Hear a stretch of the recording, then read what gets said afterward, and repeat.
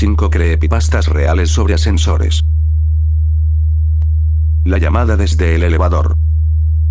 Había escuchado rumores extraños sobre ese hotel desde que llegué, pero no les di importancia. Era viejo, con pasillos largos y alfombras gastadas que parecían absorber cada paso. El personal era amable, aunque distante, y cada vez que preguntaba por el piso 13, respondían con una sonrisa tensa. Ese número no existe aquí, señorita. La primera noche, al usar el elevador, noté algo raro. A veces se detenía entre pisos, otras veces bajaba sin que nadie lo llamara. Pensé que era un desperfecto eléctrico, común en edificios antiguos. Pero esa noche, pasada la medianoche, lo entendí de otra forma. Estaba sola, de regreso a mi habitación, cuando el elevador se cerró y mi celular vibró.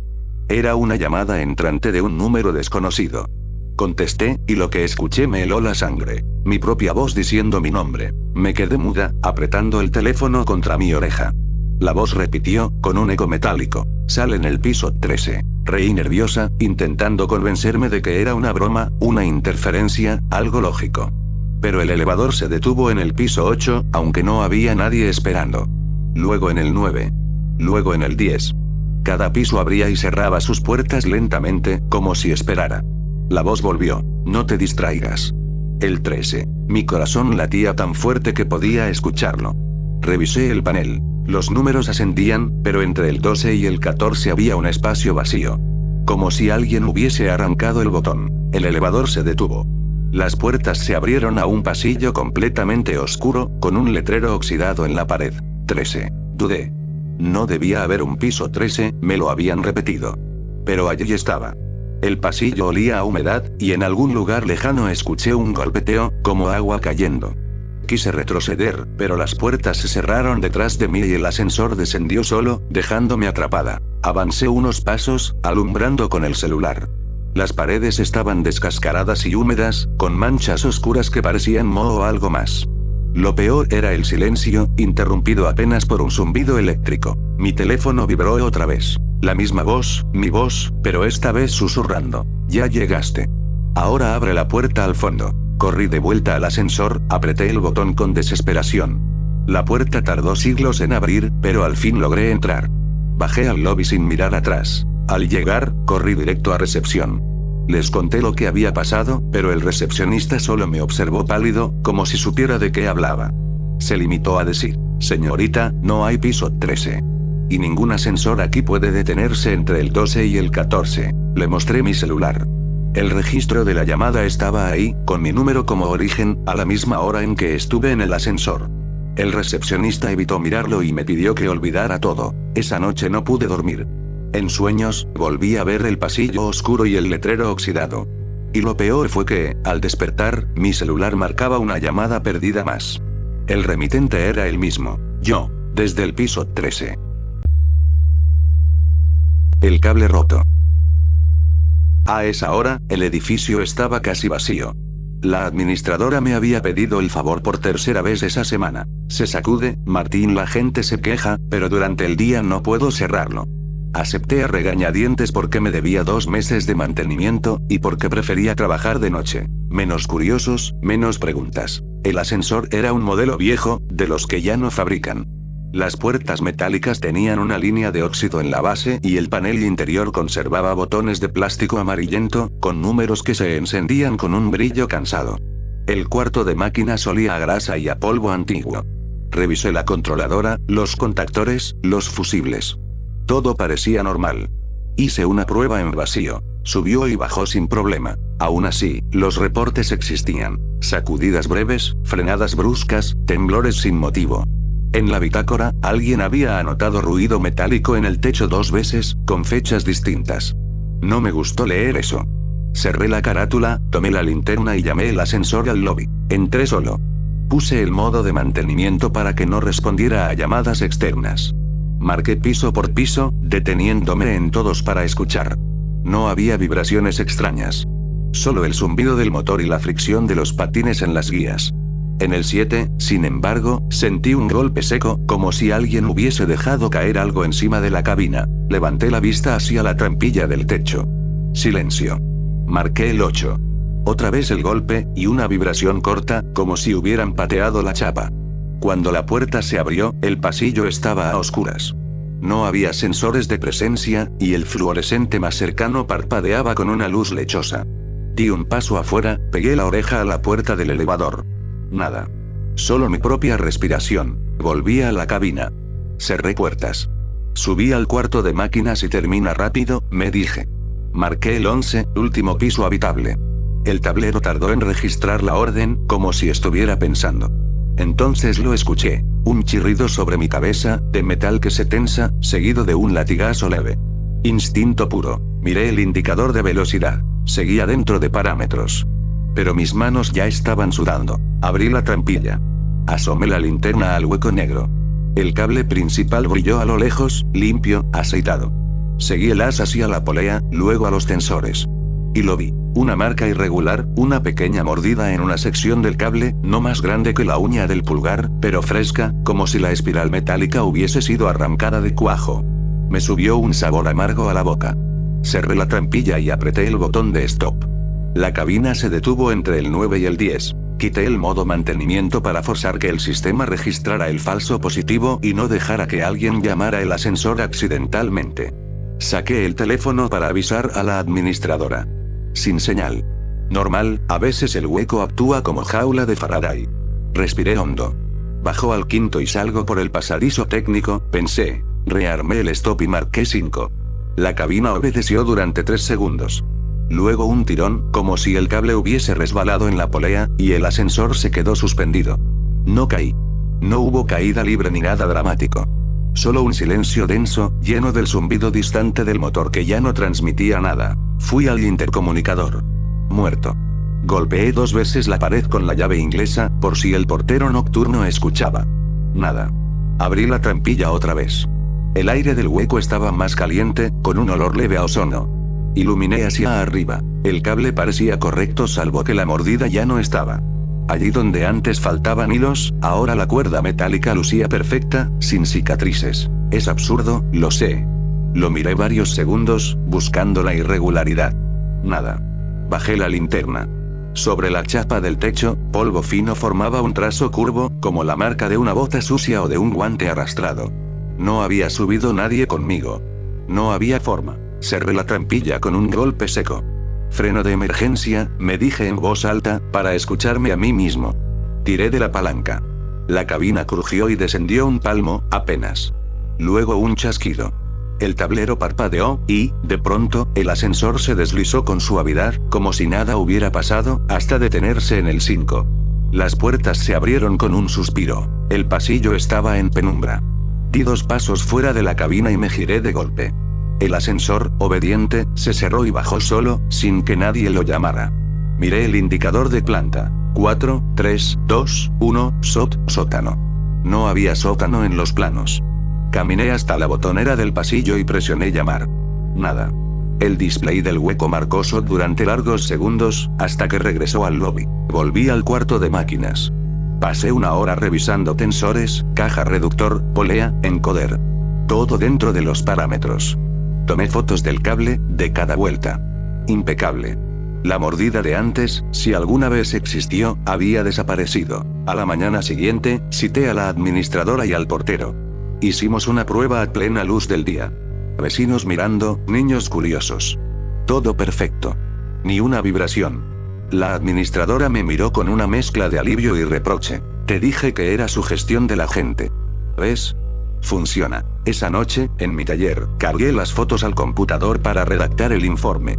Abrí la carpeta por costumbre, dispuesto a borrar lo redundante.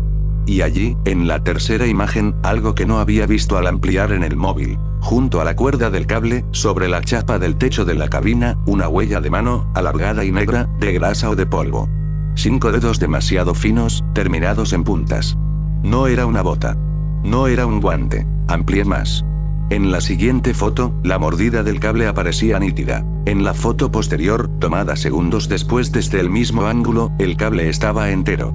No recuerdo haber parpadeado. No recuerdo haber movido el foco. Sin embargo, ahí estaban las 2 realidades, a un clic de distancia. Guardé el informe y, contra mi costumbre, lo dejé incompleto. Prueba nocturna. Comportamiento irregular no replicable en horario diurno. Revisión recomendada cada 48 horas antes de apagar. Miré mi llave inglesa. Tenía una línea oscura en el mango, como si unas uñas grasientas la hubieran sostenido por un segundo. Esa misma semana renuncié a atender los llamados nocturnos. A veces cruzo por ese barrio y veo, de reojo, cómo se enciende el indicador del elevador. Sube, baja, se detiene. La gente entra y sale. Nadie nota nada. Nadie escucha el chirrido leve en el techo. Nadie, salvo yo. No sé qué es peor. Pensar que aquel cable se arregló solo o admitir que alguien, o algo, lo arregló por mí, a cambio de una mirada desde el hueco, desde ese lugar donde el polvo deja huellas que no pertenecen a nadie. Desde entonces, cuando un ascensor se sacude sin motivo y el cliente me llama ansioso, pregunto lo mismo antes de aceptar el trabajo. ¿A qué hora ocurre? Si me dicen por la noche, digo que estoy ocupado. Y si insisten, les doy un consejo sencillo que no figura en ningún manual. Jamás mires hacia arriba cuando sientas el golpe. Nunca sabrás quién te devuelve la mirada.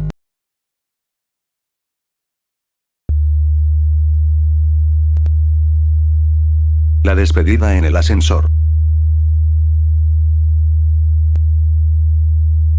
Nos habíamos peleado por una tontería, una cena cancelada, mensajes que no respondí a tiempo, cosas así. En el lobby del edificio, la conversación subió de tono, luego bajó a un silencio tenso.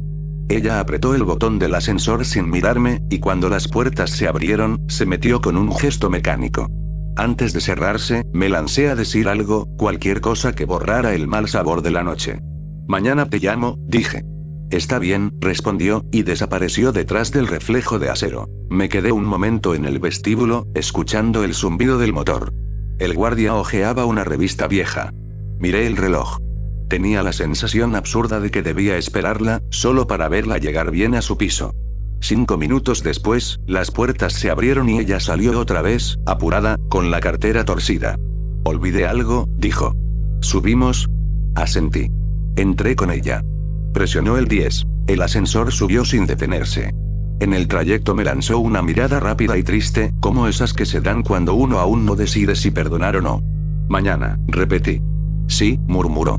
Al abrirse las puertas, salió primera, giró a la izquierda y se perdió en el pasillo. Las puertas se cerraron. Bajé al lobby para despedirme del guardia.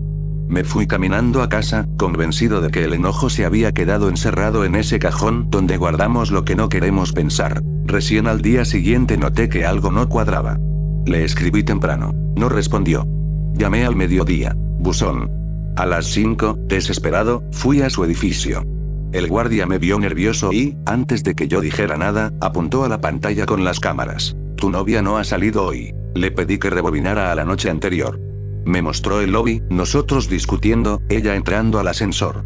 Luego, 5 minutos más tarde, el mismo ascensor bajando y abriendo de nuevo y allí estaba ella, saliendo con apuro, el bolso torcido. ¿Ves? Dije.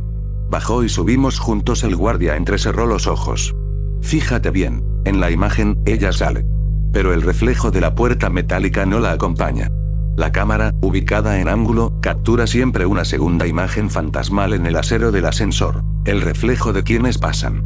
Esta vez, la puerta muestra el lobby vacío. Ella avanza en dirección contraria al reflejo que debería acompañarla. Tragué saliva. Sube al piso 10, pedí. Adelantó el video. Las puertas del ascensor se abren en el 10 y se quedan quietas. Nadie sale. Nadie entra. El tiempo corre. 30 segundos. 1 minuto. Casi 2. Luego el ascensor baja solo al lobby. ¿Ves? Dijo el guardia, meneando la cabeza. Las cámaras no mienten, yo tampoco entendía. La recordaba a mi lado, dentro de la cabina, el viaje, el pitido que anuncia el piso. Recordaba su perfume, esa mezcla de lavanda y algo cítrico. Recordaba la presión suave de su hombro contra mi brazo. No era un recuerdo inventado. Lo sentí. Subí al piso 10 por las escaleras. El corredor olía a desinfectante barato. Las luces vibraban con un zumbido tenue. Caminé hasta su puerta. Toqué. Nadie contestó. Aún así, lo supe antes de girar el picaporte. Estaba sin llave. Adentro, la sala en penumbra, la taza de café a medio beber, el abrigo sobre el respaldo de una silla. Algo en el aire me dijo que no debía cruzar. Dije su nombre. Nada. Retrocedí hasta el ascensor. Marqué el lobby. Las puertas se cerraron.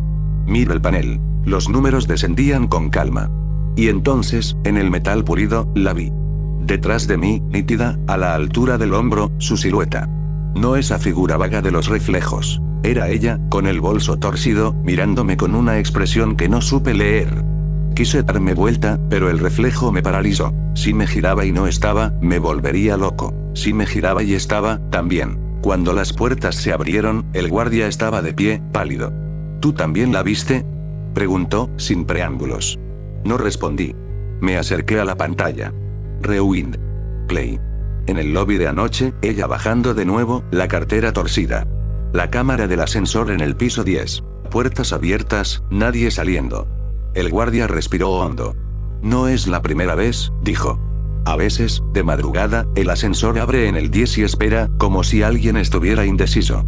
Las puertas no se cierran durante casi 2 minutos. Luego baja solo. Quise negar todo, agarrarme a cualquier explicación. Fallas de sensor, ángulos muertos, espejismos. Esa noche regresé solo a mi departamento y pasé horas viendo el video que había grabado con el celular. Lo vi en loop. Hay un momento en que ella baja por segunda vez y se ve un detalle mínimo. El bolso cuelga del lado opuesto al habitual. Ella era zurda. Siempre lo cargaba del otro lado.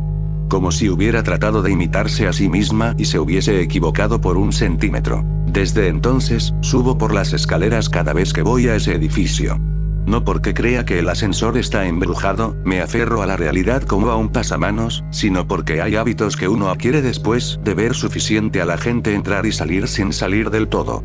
Llamo al guardia antes de llegar. Pido que me abra por el estacionamiento. Evito los espejos pulidos. Nunca supimos dónde estaba.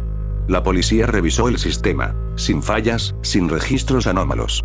Los vídeos no desaparecieron, no hubo cortes de energía. Todo quedó como un archivo más en la nube, etiquetado con fecha y hora. A veces vuelvo a mirarlos, con la inútil esperanza de descubrir algo que antes no vi. Un pie que tropieza, un cabello que se mueve en dirección contraria al aire, una sombra que no corresponde. No lo encuentro. Solo esa torcedura del bolso, esa ausencia de reflejo justo cuando debería estar, ese ascensor que abre sus puertas 2 minutos exactos cada noche, como si aún esperara a alguien que prometió bajar solo un momento. No sé qué pasó en el trayecto entre el lobby y el piso 10. No sé por qué mi memoria insista en colocarme a su lado dentro de la cabina, abriendo la puerta juntos, cuando las cámaras dicen lo contrario. Lo único que sé es que, cuando el panel del ascensor marca el 10 y las puertas se quedan abiertas sin razón, yo doy la vuelta y tomo las escaleras. Y en cada descanso, donde hay un espejo de cortesía para los vecinos, evito mirarme. No sea que, de reojo, la vea llegar tarde otra vez, con la cartera del lado equivocado.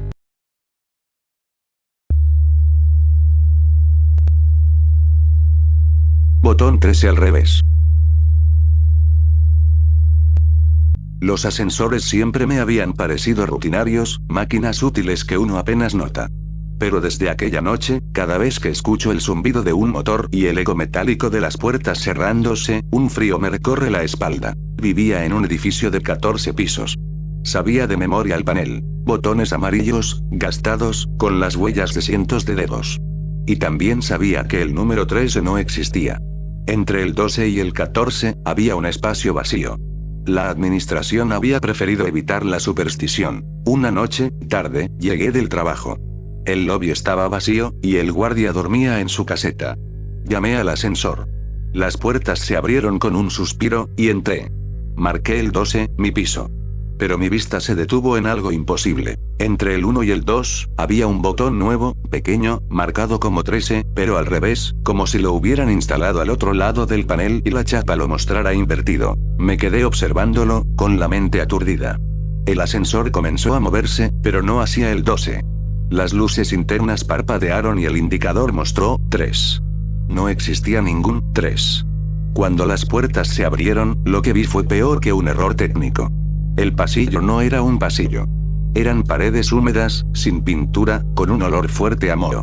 El suelo estaba cubierto de charcos. Al fondo, un tubo goteaba agua sucia con un eco irregular. Di un paso afuera, inseguro. Entonces lo escuché. Pasos. No detrás mío, no en el piso superior, sino dentro del pasillo mismo. Pasos que avanzaban lento, directos hacia mí. Retrocedí, apreté el botón de cerrar puertas una y otra vez.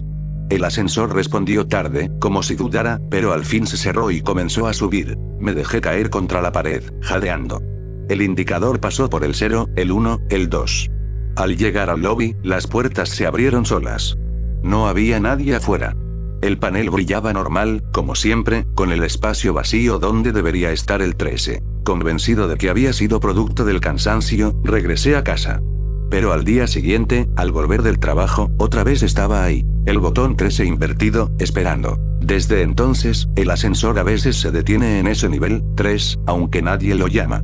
Y cuando eso ocurre, siempre escucho los mismos pasos acercándose desde la oscuridad.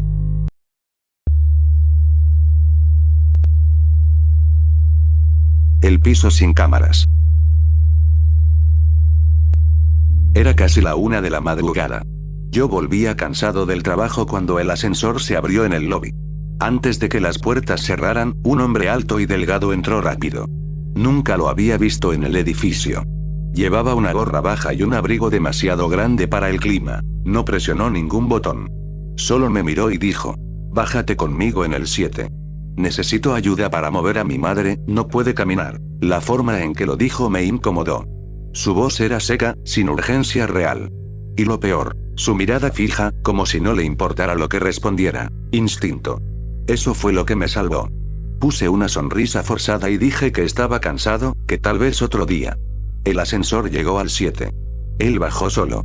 Antes de que las puertas se cerraran, me dijo en voz baja: «Hubiera sido rápido. No dormí bien esa noche». Días después, mientras hablaba con el administrador del edificio sobre otro tema, salió a colación algo que me congeló. El sistema de cámaras está fallando desde hace meses. Justo en el piso 7 no tenemos grabación. Se quemó el circuito y aún no lo arreglamos. Me quedé mudo. El recuerdo volvió como un golpe. Aquel hombre insistiendo en que lo acompañara justo a ese piso. Un piso sin cámaras, sin testigos. Pensé en lo que habría pasado si aceptaba. Nadie habría sabido que entré ahí. Nadie habría registrado mi salida. Quizás nunca habría vuelto a casa. Desde entonces, cada vez que entro al ascensor de madrugada, reviso el panel 2 veces y evito mirar a los extraños que me acompañan. Porque aprendí que el peligro más grande no son fantasmas ni supersticiones. Es la oportunidad que alguien espera, el silencio de un piso sin vigilancia, y la ingenuidad de decir que sí en el momento equivocado.